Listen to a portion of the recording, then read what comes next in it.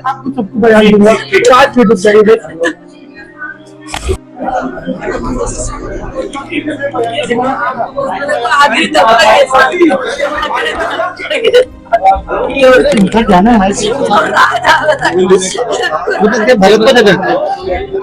बहन की करतूत पर भाई गोविंद के आंसू निकल गए।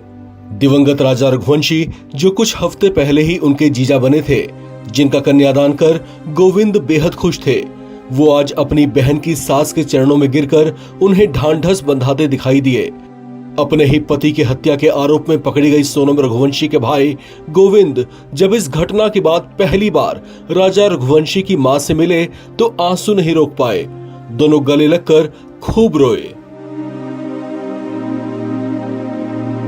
आपकी क्या बात हुई गोविंद से? माता जी आपके पास वो आए, भावुक थे, रो रहे थे, आपसे माफी मांगी उन्होंने। गोविंद भैया से मैंने पूछा कि तुम सोनम से मिले थे कि नहीं मिले थे, पहले तो मेरे को ये बताओ। तो उन्होंने बोला कि मम्मी मैं सोनम से मिला था 3 मिनट के लिए।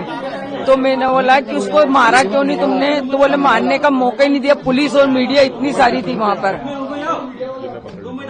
क्या बात हुई आपकी? माता जी यही बोला बता दीजिए, हम चले कि सोनम को फांसी दिलवाई जाए। गोविंद भैया ने बोल के गए। आप गोविंद को माफ कर रहे हैं? आप उनको लगता है कि वो राजा के लिए दुखी थे। वो जी राजा के लिए दुखी थे, सोनम के लिए दुखी नहीं है। वो गोविंद की कोई गलती माता जी आपको? गोविंद की कोई गलती। राजा रघुवंशी और सोनम की पिछले महीने ही शादी हुई थी, जिसके बाद दोनों हनीमून के लिए मेघालय के शिलोंग गए थे। हनीमून के तीसरे ही दिन ये जोड़ा अचानक लापता हो गया था, जिसके बाद से ही उनकी तलाश की जा रही थी। राजा की हत्या की जा चुकी थी, जिसे मारने के बाद एक गहरी खाई में फेंक दिया गया था। सोनम तभी से लापता थी, ऐसा लग रहा था जैसे उसके साथ भी कोई अनहोनी हो गई हो, लेकिन सच्चाई कुछ और ही निकली। घटना के 11 दिन बाद 2 जून को राजा का शव बुरी हालत में बरामद किया गया, जबकि सोनम को 9 जून को उत्तर प्रदेश के गाजीपुर से एक ढाबे से पकड़ा गया। आरोप है कि उसी के कथित प्रेमी राज कुशवाहा और 3 अन्य ने मिलकर राजा रघुवंशी को मारा था। हालांकि जांच जारी है, लेकिन पुलिस सूत्रों से मिली जानकारी के मुताबिक सोनम ने अपराध स्वीकार कर लिया है। इस बीच कुछ पल के लिए सोनम के भाई गोविंद की उससे मुलाकात भी हुई थी। क्या सोनम ने अपने गुनाहों को कबूला था? मेरे सामने तो नहीं कबूला है, मुझे कबूला नहीं गया है, क्योंकि मैं सिर्फ 2 मिनट के लिए मिला था। रात को 11 बजे मिला, वो भी मेघालय पुलिस सरकार के हाथ में जारी थी लड़की, उस समय मिला, तो मेरी उनसे ज्यादा बात नहीं हो पाई। राज की भूमिका के लिए क्या कहेंगे? राज हमारे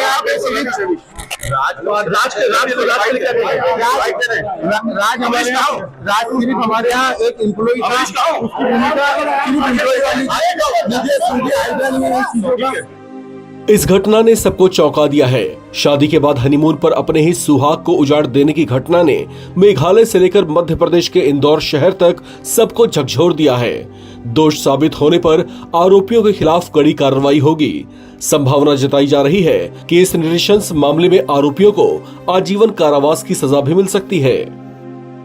इस खबर में फिलहाल इतना ही।